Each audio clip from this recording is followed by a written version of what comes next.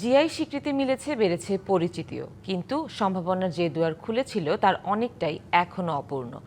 এক দশকেও রংপুরের হাড়িভাঙা আম নিয়ে কাঙ্ক্ষিত গবেষণা এগোয়নি। ফলে প্রতি বছর দেশের বাজারে কয়েকশো কোটি টাকার বাণিজ্য হলেও অধরাই থেকে যাচ্ছে বৈদেশিক বাজার। আর উৎপাদনের প্রাণকেন্দ্র পদাগঞ্জে বছরের পর বছর জমেছে অব্যবস্থাপনা, ক্ষোভ আর অপূর্ণ প্রতিশ্রুতির দীর্ঘশ্বাস। ২০২৪ সালের ১২ই এপ্রিল ভৌগোলিক নির্দেশক জিআই পণ্যের স্বীকৃতি পায় রংপুরের হাড়িভাঙা আম। উত্তরাঞ্চলের ঐতিহ্যবাহী শতরঞ্জির পর এই স্বীকৃতি জাগিয়েছিল নতুন স্বপ্ন। প্রত্যাশা ছিল দেশের গণ্ডি পেরিয়ে আন্তর্জাতিক বাজারেও সুনাম ছড়িয়ে পড়বে। কিন্তু ছোট আঁটি আর স্বল্প শেলফ লাইনের কারণে রপ্তানির দৌড়ে বারবার পিছিয়ে পড়ছে হাড়িভাঙা।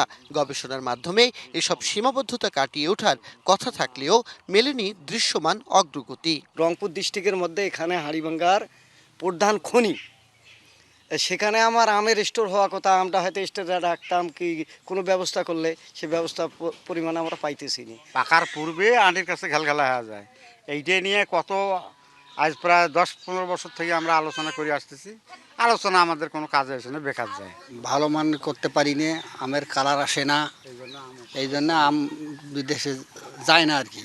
কৃষি বিভাগের তথ্য মতে এবার রংপুর সদর, মিঠাপুকুর, বদরগঞ্জ সহ আশপাশের এলাকায় প্রায় ২,০০০ হেক্টর জমিতে হাড়িভাঙা আমের চাষ হয়েছে।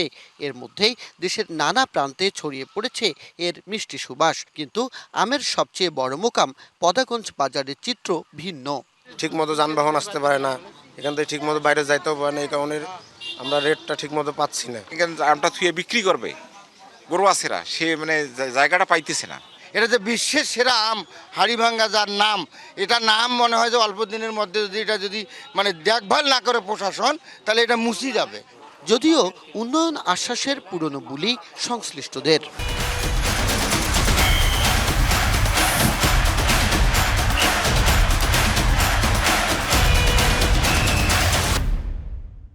আপাতত কোয়ালিটির বিষয়গুলো নিশ্চিত করতে চাই। এ কারণে তখন আমাদের যে ভোক্তা আছে তাদেরও কিন্তু কোয়ালিটি আম খাওয়ার অধিকার রয়েছে। তো সেক্ষেত্রে নিরাপদ এবং গুণগত মান সম্পন্ন আম উৎপাদনের যে প্রচেষ্টা, সেটি আমাদের পক্ষ থেকে অব্যাহত রয়েছে।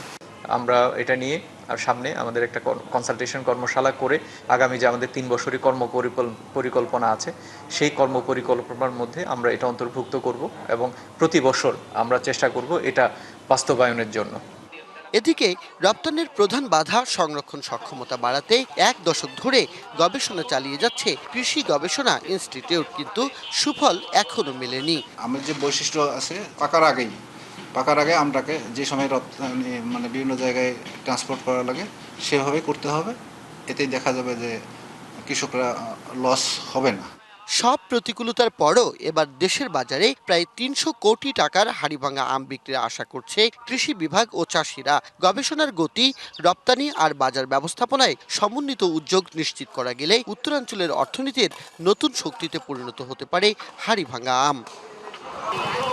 মাজিদ মাসুদ, ডিবিসি নিউজ, রংপুর।